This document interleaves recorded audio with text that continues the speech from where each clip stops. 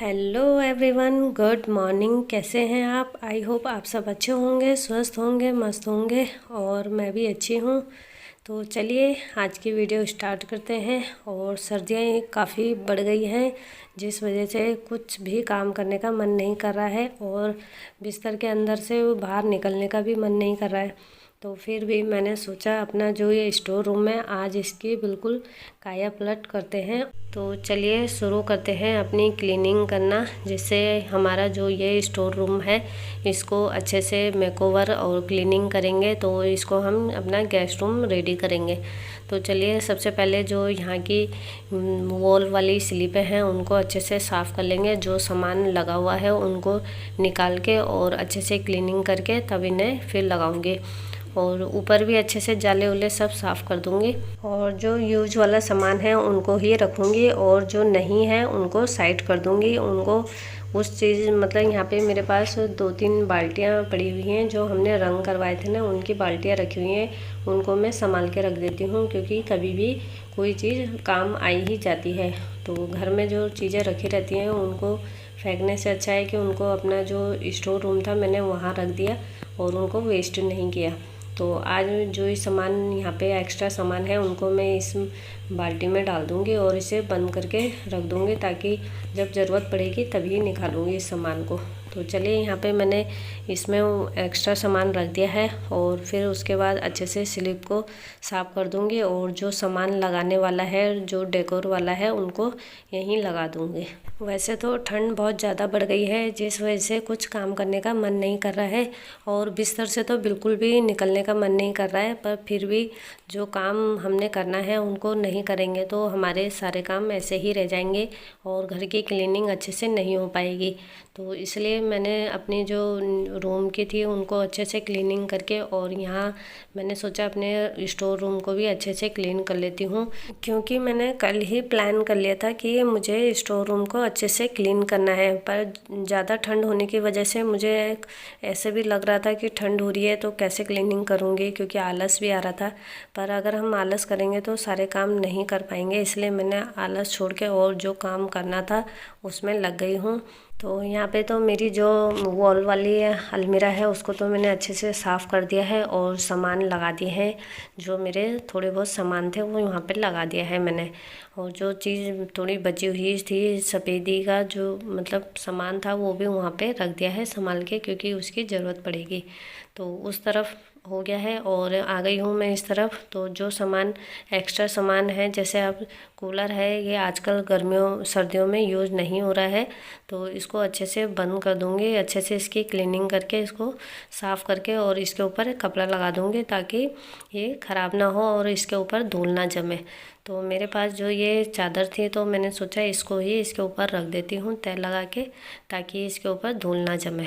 तो store room में हमारा ज़्यादातर सामान ऐसा होता है जिसमें जल्दी धूल जम जाती है और जिसका यूज़ या तो सर्दियों में होता है या फिर गर्मियों में होता है ज़्यादा।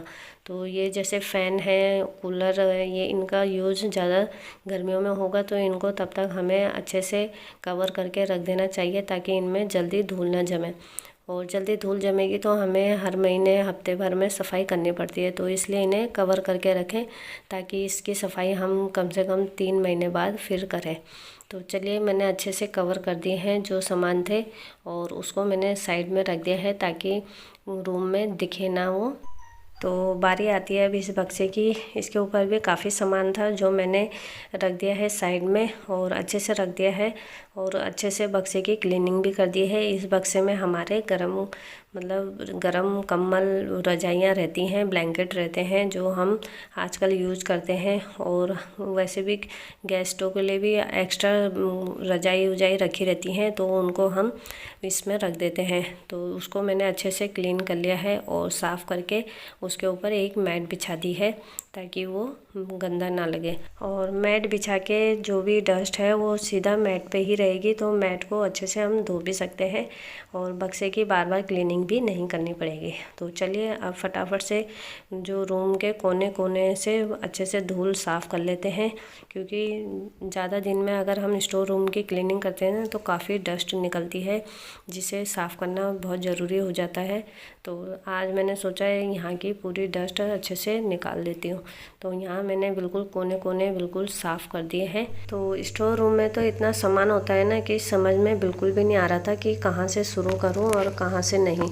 तो फिर मैंने सोचा कि धीरे धीरे कहीं से भी शुरू करती हूँ, काम तो ख़त्म करना ही है जल्दी, क्योंकि मॉर्निंग का टाइम है और काम अगर टाइम से ख़त्म नहीं होगा तो और काम कैसे होंगे। क्लीनिंग, डस्टिंग, मॉपिंग, ये तीनों ऐसे काम हैं ना जो घर में हमें लगातार करते रहना पड़ता है, क्योंकि अगर हम नहीं करेंगे ना तो घर हमारा साफ़ सुथरा बिल्कुल नहीं रहता है। तो इसलिए हम लोग हाउसवाइफ जो होती है ना वो इन तीनों चीज़ों से बिल्कुल जुड़ जाती हैं और इसकी हमें आदत हो जाती है, इसलिए हम इसको करने में बिल्कुल परफेक्ट बन जाते हैं। तो जैसे कि मैंने कहा था कि आजकल बच्चों की छुट्टियां पड़ रखी हैं विंटर की, तो उस वजह से बच्चे अपना तो बैठे हुए हैं रूम में टीवी देख रहे हैं और रज़ाई के अंदर बैठ के। तो मैंने सोचा मैं अपना ये जो स्टोर रूम है उसको अच्छे से क्लीनिंग कर लेती हूँ वहाँ की, क्योंकि फिर बाद में मुझे टाइम नहीं मिलेगा, बच्चों के स्कूल हो जाते हैं तो फिर सारे दिन मतलब मॉर्निंग में काम ज़्यादा बढ़ जाता है। पहले बच्चों के लिए ब्रेकफास्ट बनाना है, फिर बाद में अपने लिए, फिर किचन की क्लीनिंग, काउंटर टॉप की क्लीनिंग, तो इस वजह से टाइम नहीं मिलता है। तो बच्चों की आजकल छुट्टी है तो मैंने सोचा अपने स्टोर रूम को भी चमका देती हूँ और इसका लुक बदल के इसे गेस्ट रूम तैयार कर देती हूँ। तो आप देख सकते हैं कि मैंने अपने रूम को किस तरीके से मैं डेकोरेट करते जा रही हूँ और सफाई अच्छे से करते जा रही हूँ। तो एक एक कोना मुझे अच्छे से क्लीन करना है ताकि यहाँ बिल्कुल भी डस्ट ना रहे। तो चलिए यहाँ पे मैंने तीनों कोनों को अच्छे से क्लीन कर दिया है और अब आती है बेड शीट की। तो बेड में जो बेड शीट थी वो मुझे चेंज करनी थी, तो मैंने सोचा उसको चेंज करके और मैं आज गर्म वाली जो बेड शीट होती है वो बिछा दूँगी यहाँ। तो अच्छे से पहले क्लीनिंग कर लेंगे, बेड को भी अच्छे से साफ़ कर लूँगी और ये जो खिड़की है बेड के ही सामने है तो उसे भी अच्छे से झाड़ के साफ़ कर लेंगे और खिड़की बंद कर दूँगी, क्योंकि सर्दियों का टाइम है तो रूम फिर ठंडा ही हो जाएगा और वैसे भी इतनी ठंड हो रही है कि मतलब कमरे बंद करने ही पड़ रहे हैं। तो मैंने यहाँ पे खिड़की बंद कर दी है और अब फटाफट से मैं ये जो बेड है उसमें गर्म वाली बेडशीट बिछा दूँगी और अच्छे से इसमें बेडशीट बिछा दूँगी। अगर बेडशीट अच्छी से बिछी रहेगी तो पूरा कमरा बिल्कुल साफ़ सुथरा दिखेगा। बेड शीट को इस तरीके से लगाएं ताकि वो बिल्कुल जल्दी ख़राब ना हो बिछने के बाद। तो बेड के जो चारों कोना है वहाँ बेड शीट को अच्छे से लगा दूँगी और अंदर को डाल दूँगी ताकि वो बिल्कुल खींचे ना बेड में चढ़ते समय। तो चलिए यहाँ पे चारों कोनों को अच्छे से दबा लेंगे, क्योंकि अगर मैं इस रूम का जब लुक ही चेंज कर रही हूँ तो बच्चों ने भी आना ही है, फिर वो भी इस रूम में आएंगे तो बार बार बेडशीट में भी चढ़ेंगे। तो इसलिए बेडशीट को अच्छे से टाइट करके लगा दूँगी ताकि वो ख़राब ना हो और जैसा बिछाया है मैंने वैसे ही रहे। तो चलिए यहाँ पे शूज़ उतार दिए थे मैंने और अब पहन लूँगी शूज़, क्योंकि बिन शूज़ के काम नहीं चल रहा है और शूज़ पहनना भी बहुत ज़रूरी है। तो आप देख सकते हैं मेरा बेड में जो बेडशीट बिछाया है तो बेड बिल्कुल खूबसूरत सा दिख रहा है। तो अब चलिए ये जो मेरा ड्रेसिंग शीशा का मतलब ये टेबल थी ड्रेसिंग शीशे वाली, तो इसका यूज़ नहीं हो रहा था, ये भी यहीं रखा हुआ था मैंने स्टोर रूम में ही।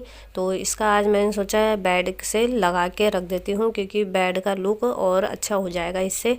तो उसे मैंने बेड के सामने रख दिया है। तो दूसरी साइड आप देखोगे कि यहाँ पे चारपाई रखी है और एक लंबी वाली बेंच रखी हुई है। तो इसको मैंने किस तरीके से डेकोर किया कि देखने में ऐसे बेकार लग रहा था, तो मैंने इसको अच्छे से जो मेरे पास ये चादर थी जो हाथ की बुनी रहती है तो उससे मैंने बेंच को तो अच्छे से ढक दिया है और बाद में और जो ये चारपाई रखी हुई है उसको भी मुझे अच्छे से ढक के रखना था, मतलब उसको भी अच्छे से क्लीन करके रखना था कि मैं इसको किस तरीके से मेकओवर करूँ कि ये बिल्कुल दिखने में अच्छा लगे।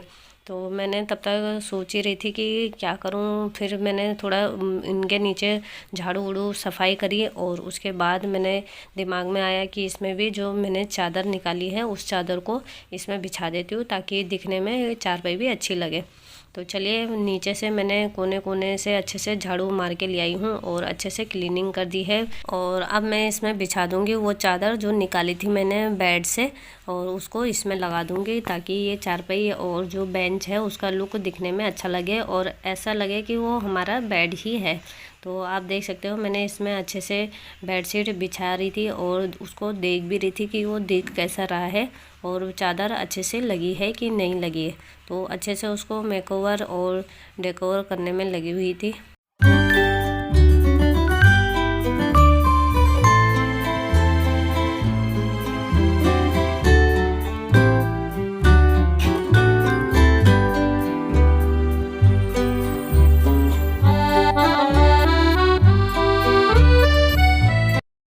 फाइनली मैंने जो चारपाई थी उसमें बेडशीट बिछा दी और देखने में भी उसका लुक बहुत ही बढ़िया लग रहा था।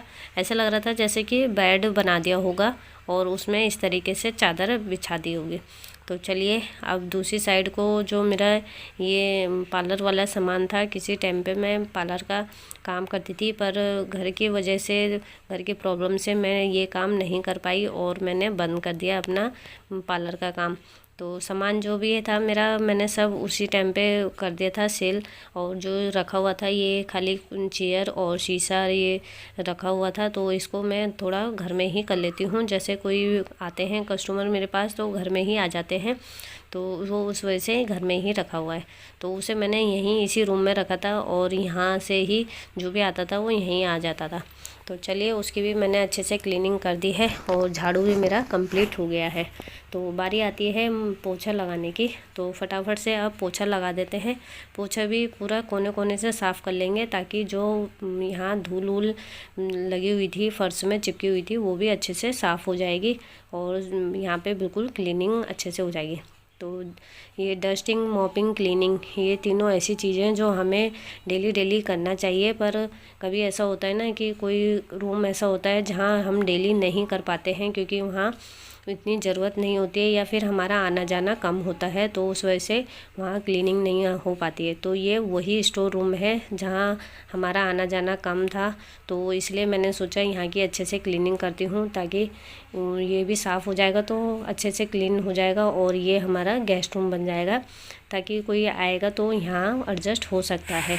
क्योंकि हमारा जो नीचे वाले रूम है किचन वाले, तो वहाँ पे 2 ही रूम है बच्चों का और हमारा, तो उस वजह से जो भी गेस्ट आता है वो एडजस्ट नहीं हो पाते थे, तो मम्मी के रूम में रहना पड़ता था। तो उसी वजह से मैंने आज इस रूम को गेस्ट रूम बना दिया है। तो फाइनली आज मैंने जो सोचा था वो पूरा कर दिया है और मेरी मेहनत रंग लाई। मैंने अपने स्टोर रूम की आज ऐसी क्लीनिंग करी कि मैंने उसे गेस्ट रूम बना दिया। तो चलिए यहाँ पे मेरी अच्छे से क्लीनिंग हो गई है और पोछा भी पूरे रूम में लग चुका है। तो फ़ैन ऑन कर दिया है क्योंकि पोछा सर्दियों में सूखता नहीं है जल्दी और इसलिए फ़ैन ऑन करना पड़ता है। तो रूम का आप फाइनल लुक देख सकते हैं। तो चलिए गाइस यहीं पे वीडियो को एंड करूँगी और अगर आपको मेरी वीडियो थोड़ी सी भी पसंद आए तो लाइक, शेयर और सब्सक्राइब करना बिल्कुल ना भूलें। मिलते हैं नेक्स्ट वीडियो के साथ, तब तक के लिए बाय बाय।